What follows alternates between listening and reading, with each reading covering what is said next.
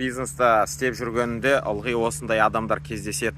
Ой, бұл продукт нашар, ой, мұнарадағы лидерлер, наставниктер ондай емес, ой, мұнарадағы клиенттер дұрыс емес, ой, маған ата-анам осындай кедергі болды, ой, маған әйелім кедергі, ой, маған күйеуім кедергі дейтін адамдардың сылтаулары көп. Және де ондай адамдардан айналасын бәрі жаман, тек өзі ғана жақсы. Бұндай адамдардан енді өзім сақ аулақ жүрем.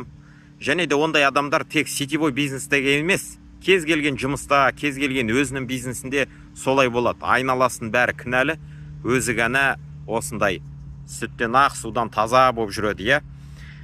Негізі достар, бұндай негативтен арылу керек. Өйткені сөйтіп негативпен жүре берсең, жалпы бизнесте емес, жалпы жай өмірінде де солай болады.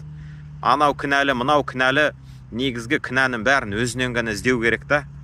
Мен де айтпаймын өзім керемет тазамын, періштемін деп. Менде де кемшіліктер бар, бірақ та сол кемшіліктерді айналып өтемін, кемшіліктермен жұмыс істеймін.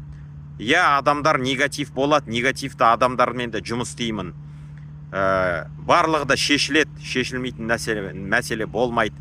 Негативпен де жұмыс істеу керек. Бірақ осындай көп негативит ететін, мынау жұмыс маған келмейді, мынау жұмыс болмайды, клиенттер жаман, продукт жаман дейтін адамдар маған осы бизнесқа да жақындамай қойыңыздар, жақсы ма?